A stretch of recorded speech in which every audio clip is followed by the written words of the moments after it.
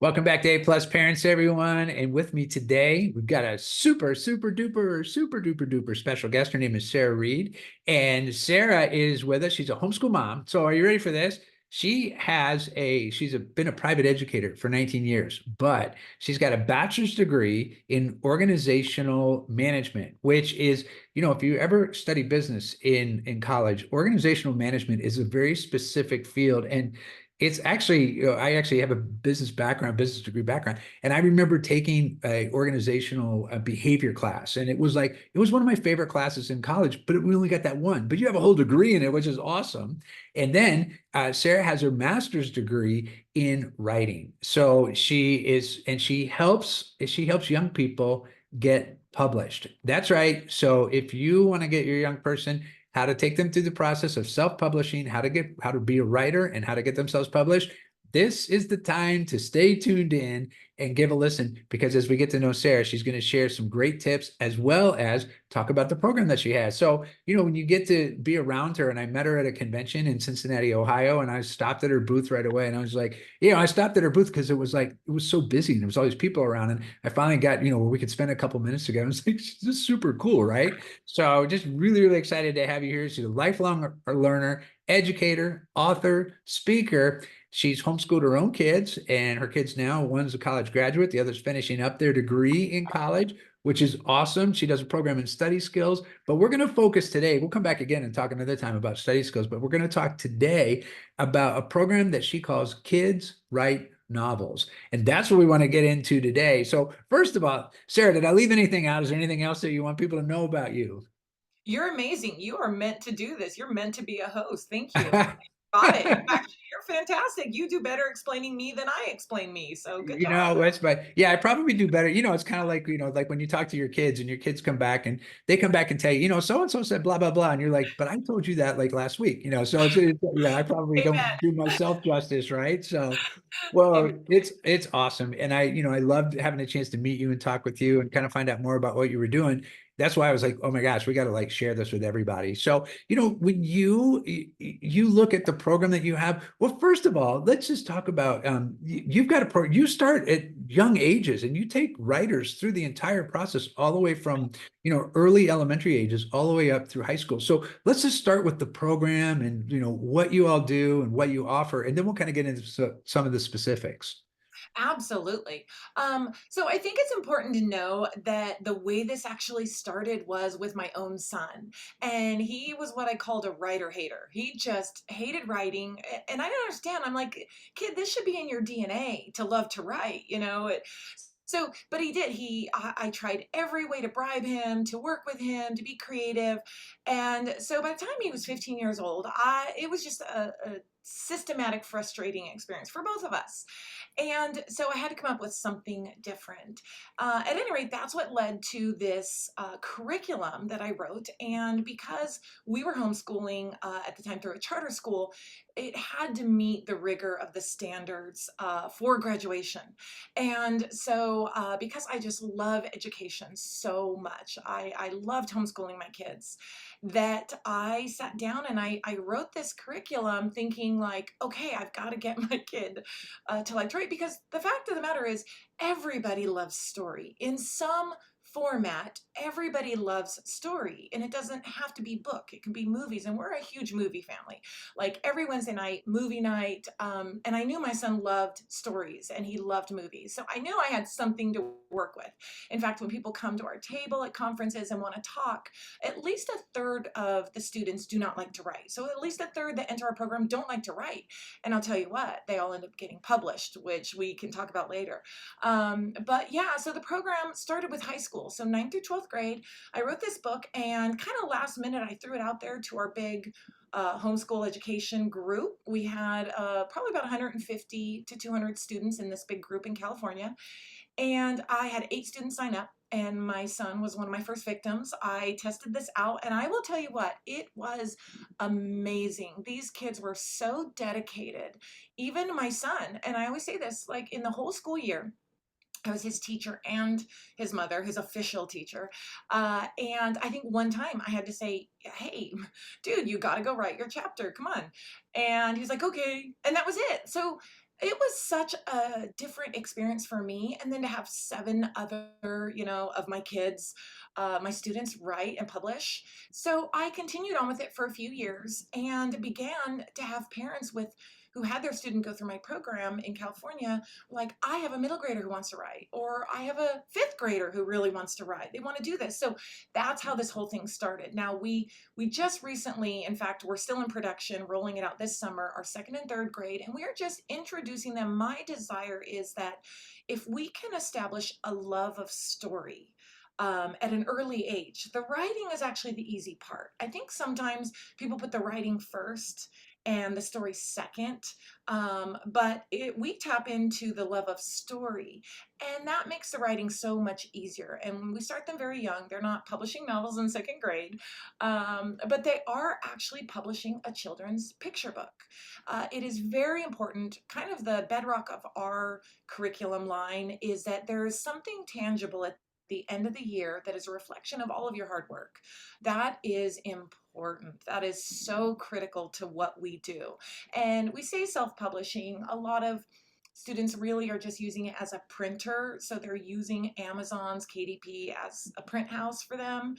And they do sell it to friends and family. And some just, they've written amazing books and they market it and they sell. I think I had one student, we just went into full publishing. We're just about finished with this year's class. And I had one student say that they already had sold like 27 copies of their book. And I'm thinking, you just beat out some traditionally published authors, good job. But I think that the kids' excitement for this is really what takes it beyond the class at that point. Wow, that's amazing. Yeah, it's funny because you mentioned KDP publishing through Amazon, and that's what we used when I published my first book. And it was like, and I had to get somebody to help me do it because I had no idea what to do, and oh my gosh, how many times we had to resubmit it because they didn't like the binding on it, and Oh it was yeah. all this crazy stuff, right? Oh yeah. So well, that's wild. All right, well, when like what student does your program, right? What would you say like the direct impact on a student's life by they're going through your program, like what do they walk away with? And it's really great because when you talk about your son and he was like, you say a writer hater, right? Right. I think that's really funny. But when kids come away with what they get out of your course, like what would you say, like, and I think you kind of touched on it, but how would you say like that direct impact, what does that look like to you? Yeah, that's such an excellent question. There's so many aspects, like I said, is I call this curriculum the great equalizer, because you have kids at so many different levels of writing and so many, even their thought process. And so to answer that question, let me just say this. When I was writing it, I had to align it to all of these standards: reading comprehension, cause and effect. There was just so many things that I aligned it to. And so, what that does, there's multiple answers, but one of the big ones is the academic self confidence that a student gains from having written and published a novel that I know I've heard this from a lot of adults, especially parents who are like, I've been wanting to write a novel and I haven't even done it, and my kid just published a novel. So the confidence that it builds in a student, and I know those listening can't see this, but I am holding up my son's novel, and this he wrote a novel called Drafted, and his story is called Drafted, and it was amazing, a kind of futuristic sci-fi story about a teenager in a time where they were drafting teenagers into the military. So it's almost reminiscent of our history, of war. But this kid was a pacifist, and he had to survive this brutal training camp. I didn't even know my kid knew what a pacifist was at that point in time. So I want to say the second thing is this self-discovery. Students, they discover what they believe about the world and what they believe about their place in it. And so I always tell parents that we actually, in this curriculum, inadvertently kind of delve into psychology. Like, what does it mean to be human? And what does it mean for good people? Can good people do really bad things? Does that make them bad? And what does redemption look like? So I'd say, first and foremost, academic confidence. Second, there is a self-discovery that comes out of this process where students really learn a lot about themselves and a lot about what they really believe. Because I think as parents, we're always My son calls it lecturing. Okay, fine. I was like, Mom, not another lecture. But we're always trying to teach them about life, about being an adult, about being productive, about being a citizen, of the world, as they say. And so with this, all of the things that we've taught them, they're now questioning those as far as I believe this. I believe it's important to be kind to people. But what does that actually look like? What does it look like when you are angry or someone betrayed you? What does kindness look at that point in time? So there's this journey of self-discovery through the writing. Now, ultimately, and I could go on and on for the sake of brevity, I'll just give you one or two more. This is an excellent resume builder. The fact that they have, here's the link to my published novel. I mean, I'm 13. How cool is that? So recently we were at a conference in Tennessee, and I had several of my students who are just publishing show up and volunteer. And I was giving a workshop about the power of story, along with a couple of novelists, famous novelists within the homeschool. Chuck Black and Brian Davis and I were presenting this. And I had my students that were in the workshop stand up. And the youngest one was 13, and she had a novel published on Amazon, and she had already sold copies. And just the level that people were impressed with her, and the joy and the pride that was on her face that she had accomplished something. And finally, and probably the least important to kids, but definitely was important to me, is this is a full English language arts course. So they are actually getting the full course of standards that they need to meet without any supplementation. But what I found out, and I joke that I'm not this smart to have known this ahead of time. What I have found through doing this with the high school for many, many years is that students become stronger writers even in the nonfiction arena, because they're able to take in the standards. Like, we don't ever use the word vocabulary.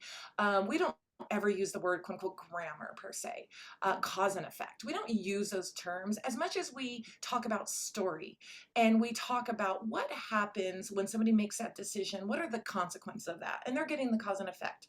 So what ends up happening is they're able to execute the English language arts standards better than if you just gave them a bunch of worksheets, had them read maybe some Shakespeare, which I love and is valuable. However, we have found that they assimilate and execute the standards of English language arts at a much higher level than I'd say the average student, which I call it the happy accident. Maybe I should start claiming I'm just that smart, and I meant it to be that way. I Uh, think so. Absolutely. Yeah. yeah, yeah, it's fantastic, and the list goes on, but I'll cut it there.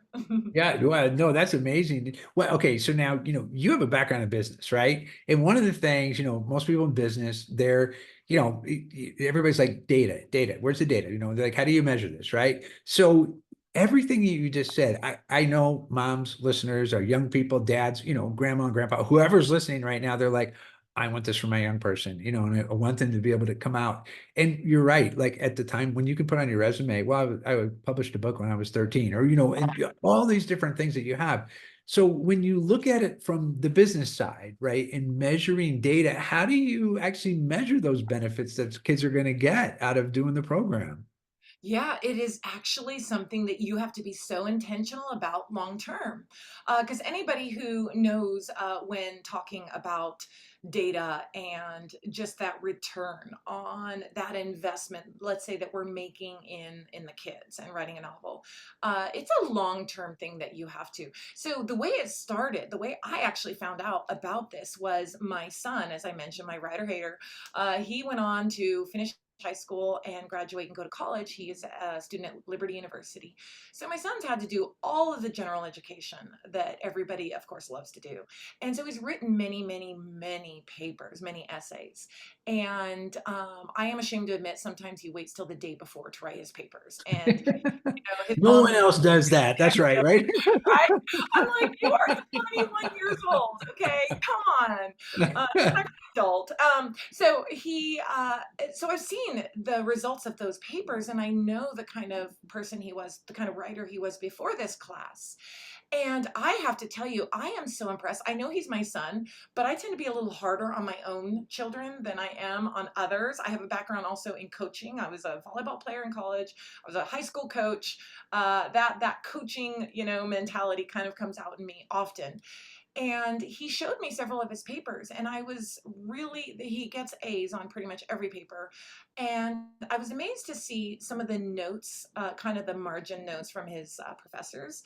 And they said things such as, excellent clarity, well organized. And that's a big problem I see having taught English and worked with students, is their organization of their thoughts sometimes is a mishmash. And so getting even adults to write a well organized paper can be a challenge. I used to, in my college, in my undergrad, doing my general ed, I was invited to help pilot a program for a writing center at my college. And so I was one of 4 students chosen to basically be there to help other students kind of clean up their essays and help them. And it's amazing. Unfortunately, it's writing a good paper is becoming a lost art. How about I'll say it that way? It's becoming a Yeah. lost art. Now, so I've seen it definitely with my son, and we are now setting up plans to track the writing. It's a little difficult because writing can be subjective, but the proof is there for sure. And kids don't always know that coming in, that they're going to be a better essay writer. But it's something that has, I felt, been probably one of the more important things that we can offer through this program, is a future as an excellent written communicator. So like I said, another happy accident. Loved it. Yeah. Oh, that's awesome. It's like how many times how many emails do we go through a day and we're reading things, and how many times do I have to send something back? Even to my own staff, sometimes I'm like, I don't know what you're talking about here, right? And they're funny because they know what they're talking about, but I don't, right? And it's like, but it is in how things get communicated. So, and how many times that we're out somewhere and we're talking to parents and we're asking them, "So what's important to you?" Like, organization and how they manage things and how they communicate. It's like, okay, so this is teaching them those skills, and those skills are going to take them, whether they're writing a book or they're writing courses, but just in communicating, and to do it, be able to do it in a written communication, that they're clear and they're able to do it in a concise way that the person reading the communication actually gets it. That's huge, right? So Well, and uh you mentioned something that, if you don't mind me touching back on, you mentioned not something all. and you really hit it on the head there. You talked about not knowing that person knows what they meant to say, but you don't know what they're saying. And I will tell you, when you are in an English class and you write an essay, outside of maybe your parent proofreading it, your instructor, your teacher is probably the only one that's going to read that essay. You get so little feedback. However, when you're writing fiction, you're getting a lot of feedback from different people. And that is something that I really talk to students about, the importance of beta readers, the importance of critique partners, because what you meant to communicate is not always what is being received. And Mm, so in our course, they actually go through quite a big revision process. You're talking revising an entire book minimum of 2 times, but they're also getting feedback from multiple other peers and reviewers. And so what they're beginning to understand is, okay, what I'm saying isn't necessarily what's being received. The importance even in fiction, is how is this being widely received. mm, So that is something that helps them in the future. And as you were saying, when you're just talking to people, when they begin at their age to understand that what I'm saying or what I think isn't always what I'm communicating. And in this class, they get a very extensive review process in which they do begin to make those changes in communicating things. And the lastly, like research. I don't We talk about research, that they need to research, and they are researching on their own. We don't ever have to mention it again because they want a really authentic story. They want this suspension. If a reader is going to believe that dragons are really flying through the air, breathing fire, if they're going to suspend disbelief, which is an actual mental condition, is suspending disbelief. It's a science that people do that. Then they need to make it very realistic. So they're doing research, and so that's another thing that I've seen with not only my son but some other students is they're excellent researchers. Hmm. They're just motivated to do it. So it's been really interesting to see how this has been unfolding over the years. Wow. That's really awesome. Okay, so here, we hear the kids are they're getting what they're getting, right? And you can tell that they're getting true results, right? What do you hear from moms or dads? What do you hear from parents when after kids have finished your course? What kind of feedback are you hearing back from moms and dads? Kids are going to do it. They're going to do the course, and it's like, when you ask your kids at dinner and you're like, okay, what'd you do today? Nothing. Well, what'd you learn in school today? Nothing. It's kind of like that's their pat answer, right? But Yeah. but parents will communicate with you, right? So what kind of feedback are you getting from parents about once they see their kids and when their young people have gone through the programs? Yeah. Yeah, I love that question. I'm so glad you asked that. You're dealing with a lot of different kids and a lot of different personalities. And so I don't always know what they think about what's going on. I have class students in my classes that never say a word. And I am telling you, an entire school year, they never talk. They don't want to. No one forces them to talk. They never miss a class and they never talk. Here's what's interesting. Now that we've been doing this circuit of homeschool conferences multiple years, again, I'll use the example. Just recently, I had a couple of parents come up to my table at the conference who have existing students, and we're now at the last few weeks of class. So they've already finished their novels and revised a couple times. And I have this one student, and he never says anything. And I get this email from him at the very end where he said, Mrs. the most I've ever heard him talk, Mrs. Reid, thank you so much for doing this for us. The publishing, self-publishing, as you mentioned, is very hard. Thank you so much for doing this for us. I loved your class. You're my favorite teacher. And I just thought, like, I don't get that feedback typically. And I just thought, wow. But his mom came up to me and at the conference, she says, I am so and so's mom. And I was like, oh, wonderful. This kid that has never spoken until the email I'd gotten. And she says, you know what? As a parent, I can't thank you enough. She's like, I've never seen my son ever respond to a class this way. She's like, Mhm. he always wanted to be there. I never had to like get him to do his homework. He was just so engaged in your class. And then I've had other parents who send me emails. And in fact, I just had an email back and forth with a parent over the last 48 hours and said, my daughter is being recognized at a youth group for her book. Like they're calling her up in front of the whole youth group to talk about accomplishments. Wow. And then I overheard her reading her book to a small group of people at a separate thing. So, and then lastly, I think probably, the proof is in the data, the proof is in the statistics. I have had so many repeat students. I have probably about 25% of my students take the class a second year. And the Mm. content doesn't necessarily change that we're teaching, although now I'm able to be, a little more, as I say, tough on their writing. I'm able to push them further because they've already been through the basics. But they're paying and taking the exact same class again. Mm. So I did because of the requests of so many parents, I am actually even adding a new class that we're not going to necessarily be advertising because it's for existing students primarily. We're doing advanced writing. So this is where instead of focusing on writing a novel, we're focusing on the craft of writing. So we are Mm. taking these students and we're pushing their writing ability all the way up to the next level. So Wow. that just speaks to how they love it. And again, I could go on and on about the emails from parents, but I will Yeah. also finally say, as a parent whose son wrote a novel, I have a little box of the keepsakes that I have of my kids, the little onesie, the little award that they got. But the book that my son wrote it is his heart and his soul captured in the pages of this book. There's nothing like it, and it is my most prized, most treasured thing that I have saved from my son. So Oh, that alone is I have yeah. the coolest in the world. Uh, Second to you, Mr. D, I You, have the coolest hey, in there we go. Something funny when you just said that. So, I think the book I wrote came out, I want to say 2 years ago, right?